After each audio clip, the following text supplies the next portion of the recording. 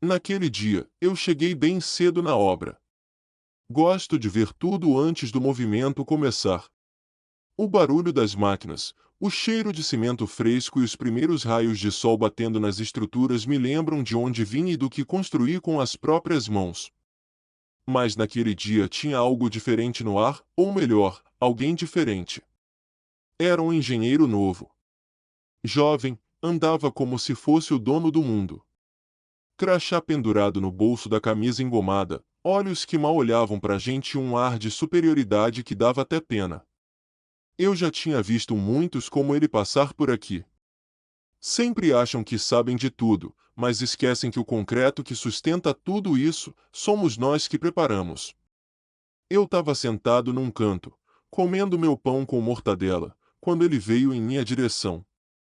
Nem bom dia ele deu. Parou na minha frente, torceu o nariz e disparou: "Aqui não é lugar de descanso, não. Levanta daí e vai fazer alguma coisa útil."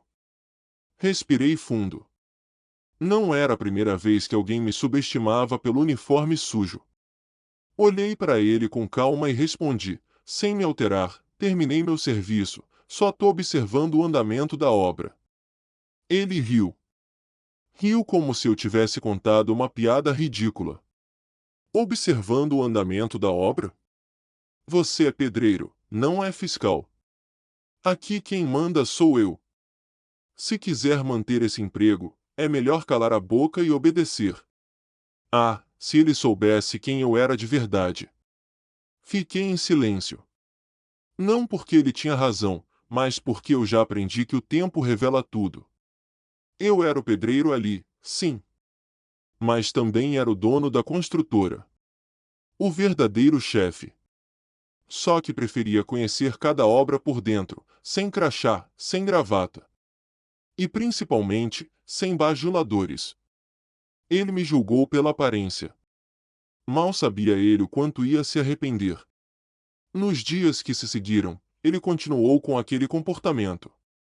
Ignorava os operários, gritava por qualquer coisa e tratava todos como se fossem inferiores. Passava o tempo inteiro no celular ou no escritório com ar-condicionado, aparecendo no canteiro só para dar ordens que ele mesmo não entendia. Eu observava tudo, sem pressa. Já tinha visto esse filme antes. Uma vez, ele tentou corrigir um mestre de obras experiente que estava há mais de 20 anos na função. Disse que o concreto estava mal misturado, que os ferros estavam mal posicionados. E ainda teve a audácia de dizer: "Se depender de vocês, esse prédio cai antes de ficar pronto." Aquilo foi demais. O mestre engoliu a humilhação, mas eu não esqueci. Comecei a anotar tudo. Cada atitude, cada comentário desrespeitoso, cada demonstração de despreparo. Tudo registrado, com dia, hora e testemunhas. Não por vingança, ainda não, mas porque eu sabia que, em breve, a máscara dele ia cair. E quando isso acontecesse, eu faria questão de estar de pé, olhando nos olhos dele. Um dia, ele me viu anotando algo no meu caderno e veio tirar satisfação. "Tá anotando o que aí, velhote? Vai me denunciar pro sindicato?" "Vai chorar", disse, debochado. Eu apenas sorri e respondi com um tom calmo que o desconcertou: "Só anotando o andamento da obra, engenheiro. Tudo tem seu tempo. Inclusive, o tempo da colheita." E por falar em colheita, esse é um ótimo momento para te lembrar: se você está gostando dessa história, deixa seu like e se inscreve no canal. Isso ajuda a manter esse conteúdo vivo e traz mais histórias impactantes como essa. Agora segura aí, porque o que vem a seguir é pesado e merecido. Teve uma manhã em que ele chegou mais atrasado que o habitual, com os olhos vermelhos e o humor ainda pior. Jogou os papéis da prancheta no chão, gritou com dois auxiliares de obra e ameaçou descontar do salário de um deles por um erro que, na verdade, era do próprio engenheiro. Eu assistia tudo com o coração apertado.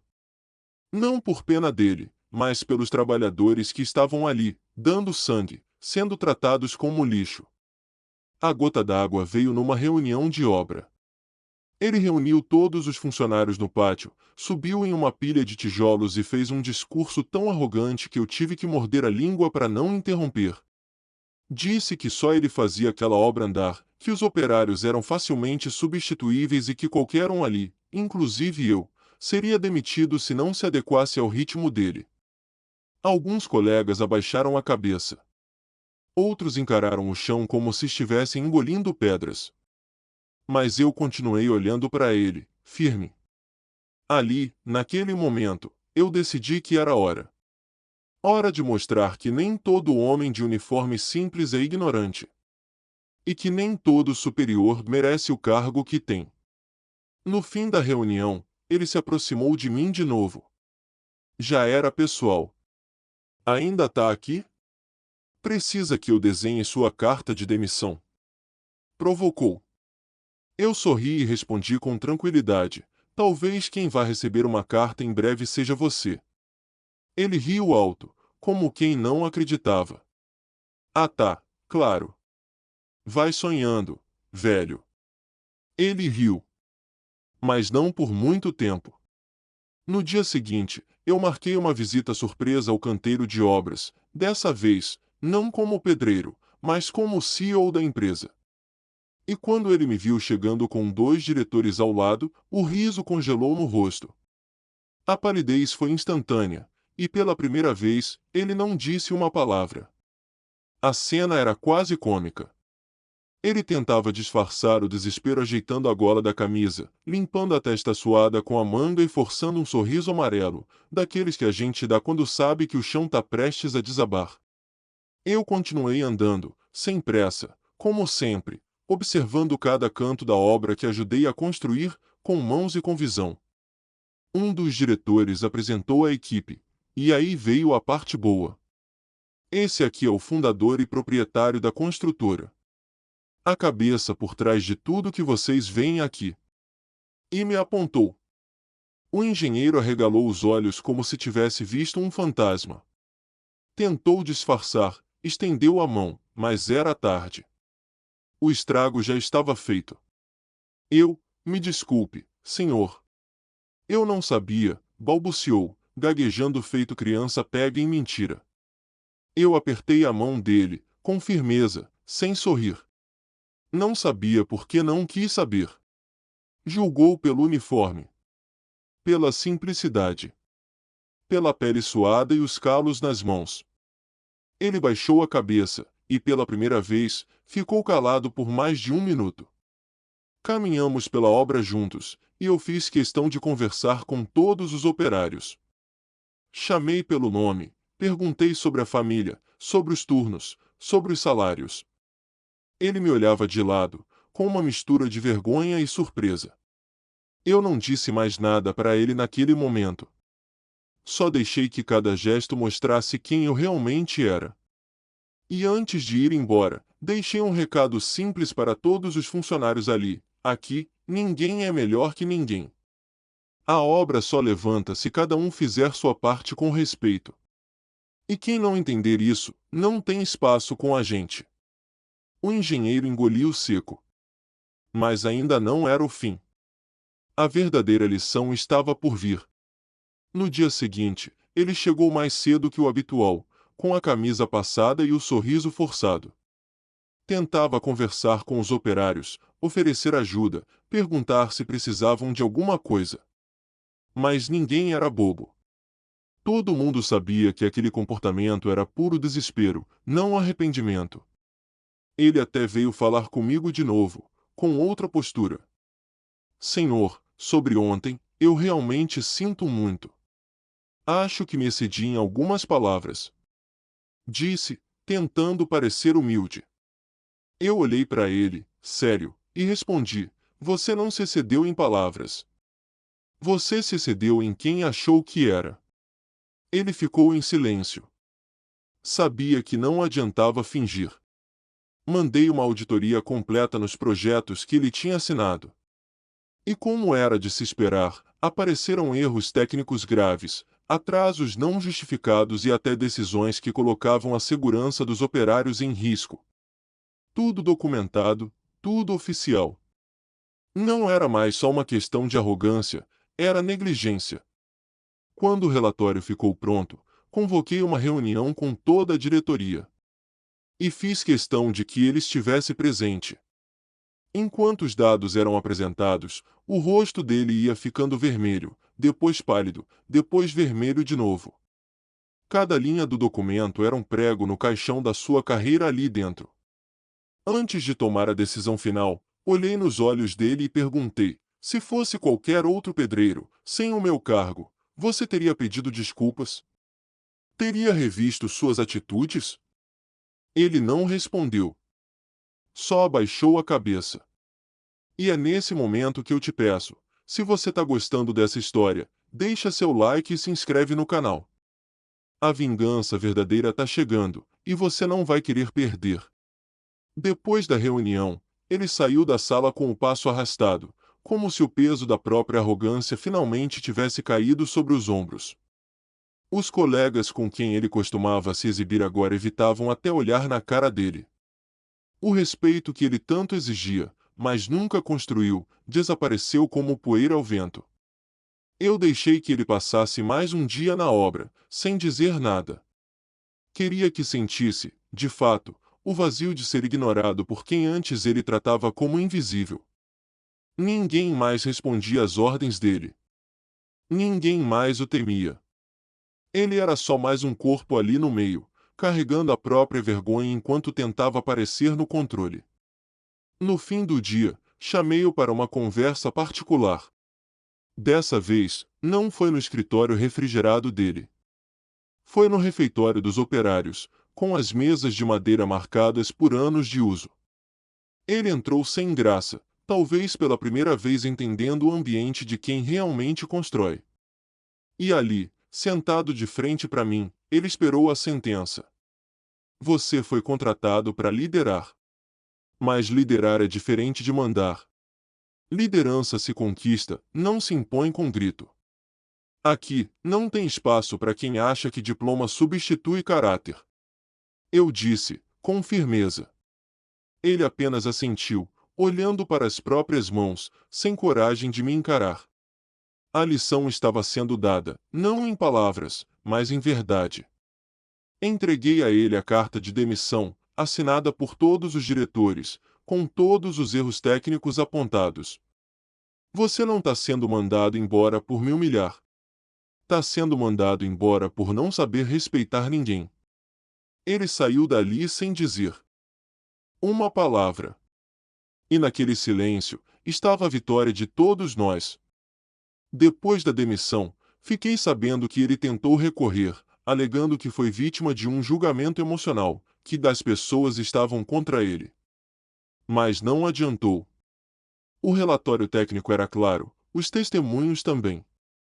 E a verdade é que ninguém mais queria dividir espaço com alguém como ele. Ele passou de engenheiro-chefe a desempregado em menos de uma semana. As empresas concorrentes ficaram sabendo da história rapidinho. No nosso ramo, reputação vale mais que qualquer diploma pendurado na parede. E o nome dele, que antes circulava como sinônimo de competência, virou sinônimo de arrogância. Uma semana depois, voltei ao canteiro de obras e vi algo que me emocionou. Os pedreiros, os auxiliares, os mestres de obra, estavam trabalhando com outro ânimo. O ambiente estava leve. As conversas fluíam, os risos voltaram. Ninguém mais pisava em ovos. A sensação de dignidade tinha voltado para aquele lugar. Um dos operários mais antigos se aproximou de mim e disse: Patrão, a gente nem sabia que era o senhor ali no meio da gente. Mas foi bonito o que o senhor fez. Eu sorri e respondi: o bonito foi vocês nunca terem perdido o respeito, mesmo quando não sabiam quem eu era. Isso sim, é caráter. E olha, se você está acompanhando até aqui, aproveita para deixar seu like e se inscrever no canal. Ainda tem muito para contar. Porque, às vezes, a vida ensina da forma mais dura. Mas quando a justiça vem pelas próprias mãos do humilhado, é aí que o gosto da vitória é mais doce. A demissão daquele engenheiro não foi só uma punição. Foi um divisor de águas. Depois da saída dele, fiz questão de conversar com cada setor, de abrir espaço para os operários darem opinião, sugerirem melhorias. Gente que nunca tinha sido ouvida antes agora fazia parte das decisões. Também promovi 2 mestres de obra que tinham formação técnica e anos de experiência, mas nunca tinham tido chance de liderar. Gente de dentro, que conhecia o peso de um carrinho de concreto e o valor de um bom dia com respeito. E sabe o que aconteceu? A produtividade aumentou. E o clima também. Não demorou muito para os novos engenheiros, os que chegaram depois, entenderem o recado. Aqui, o crachá não é mais pesado que o capacete. Todo mundo tem valor. Todo mundo tem voz. E quem não sabe ouvir, tá no lugar errado. Não preciso repetir mais de uma vez isso.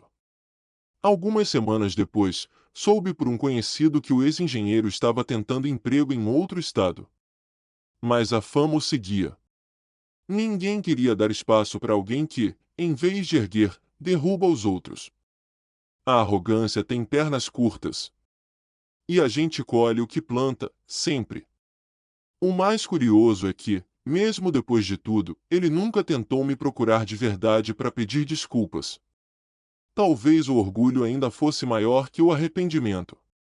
Mas a verdade é que, para mim, não fazia mais diferença. A lição já tinha sido dada, e o impacto dela, irreversível. Talvez você esteja se perguntando por que eu, sendo dono da empresa, escolhi trabalhar como pedreiro, disfarçado, sem revelar minha posição. E eu te respondo com tranquilidade, porque é no chão da obra que a verdade aparece. Escritório engana, relatórios mentem. Mas o jeito como um chefe trata um trabalhador, isso revela tudo. Eu assumi aquela identidade para entender por que o clima nas obras andava pesado, por que tantos operários estavam pedindo demissão. Queria ver com meus próprios olhos o que estava dando errado. E o que vi foi pior do que eu esperava, uma cultura de desrespeito alimentada por quem deveria dar exemplo. Se eu tivesse aparecido de terno e gravata, ninguém teria mostrado a realidade. Todo mundo ia sorrir, fingir que estava tudo certo.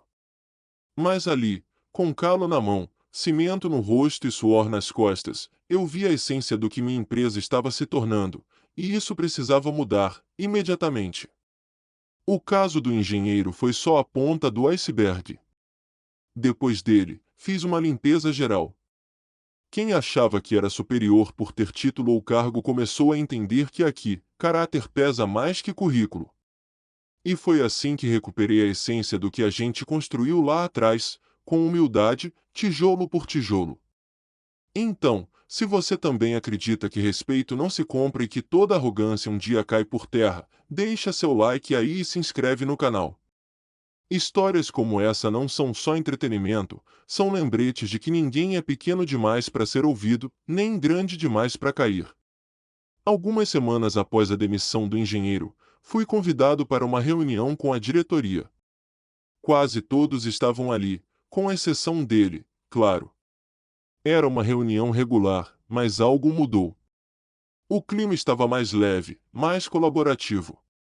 O respeito tinha sido restaurado, e ninguém mais se sentia inferior a ninguém. O chefe de outro setor, um homem que sempre fora respeitado, me olhou e disse: "Sabe, não sabia que você tinha essa visão de liderança, mas agora vejo a diferença." As coisas começaram a melhorar. Eu sorri e disse: "Às vezes, a gente precisa sair do alto para perceber o que acontece no chão. Só lá é que a verdade aparece." A partir daquele dia, começaram a surgir novas oportunidades na empresa. Projetos mais ambiciosos, pessoas mais dispostas. Alguns operários que haviam saído decidiram voltar. O nome da nossa companhia, que antes estava manchado pela postura de um único indivíduo, agora ressoava como sinônimo de respeito e excelência. Eu aprendi uma coisa importante nesse processo: um líder não é aquele que manda, mas aquele que sabe ouvir. E mais, ele é aquele que tem coragem de olhar nos olhos de seus funcionários e dizer: "Eu estou aqui com vocês, não acima de vocês."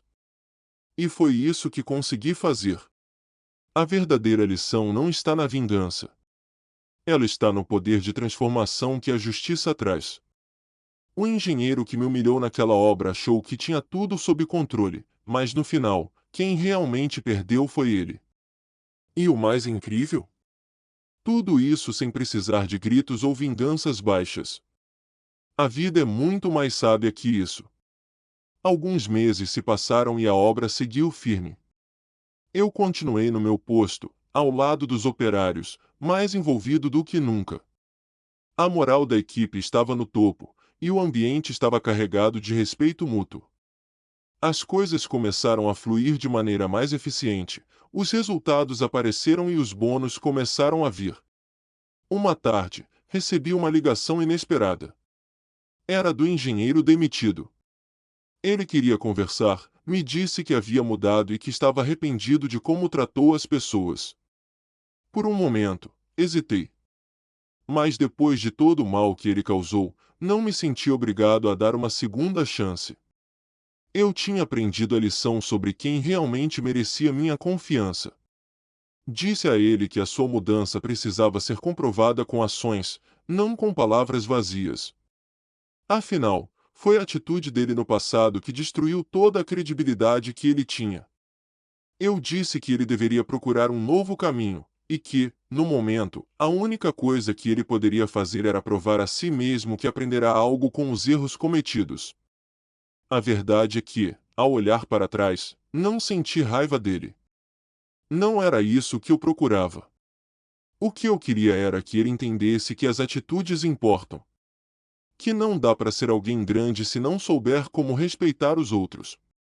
A dor que ele sentiu ao ser demitido não se compara à dor que ele causou, mas era um começo. Esse episódio, mesmo depois de meses, ainda me fazia refletir. Quando a gente tem poder, o que escolhe fazer com ele é o que define a nossa verdadeira grandeza. Muitos, ao invés de aprender com seus erros, tentam escondê-los. Mas o verdadeiro crescimento vem de reconhecer onde falhou e se esforçar para fazer melhor. O tempo passou e a empresa foi se estabilizando. As obras estavam mais organizadas, os trabalhadores se sentiam valorizados e o clima, como eu disse antes, nunca foi tão bom. Em vez de ver os outros como inimigos, passamos a trabalhar juntos, com um único objetivo: o sucesso de todos. O que aconteceu naquela obra não foi apenas uma história de vingança. Foi uma história de transformação. Eu não queria simplesmente derrotar o engenheiro, queria que ele entendesse, de uma vez por todas, o que realmente significa ser um líder. Que o respeito não vem do cargo, mas da maneira como tratamos as pessoas. Algum tempo depois, um novo engenheiro entrou para o time, alguém com a mente aberta, disposto a aprender com os erros do passado. E, aos poucos, ele foi conquistando a confiança de todos, sem forçar a barra, apenas sendo genuíno. Isso me fez perceber que a nova geração de líderes tem a chance de mudar tudo, desde que saibam ouvir. O mais importante de tudo foi que essa experiência me ensinou algo que eu sempre soube, mas precisei viver para entender completamente. O verdadeiro poder está na humildade. Não importa o quão alto você chegue, sempre lembre de onde você veio e quem realmente faz a diferença ao seu redor. A minha vingança, no fim das contas, não foi apenas contra um homem, mas contra uma mentalidade tóxica. E, no final, todos nós saímos ganhando. Agora, a gente segue firme, com uma nova perspectiva, sem nunca esquecer o que aconteceu. Porque, quando a justiça vem de dentro, é impossível não seguir em frente de cabeça erguida.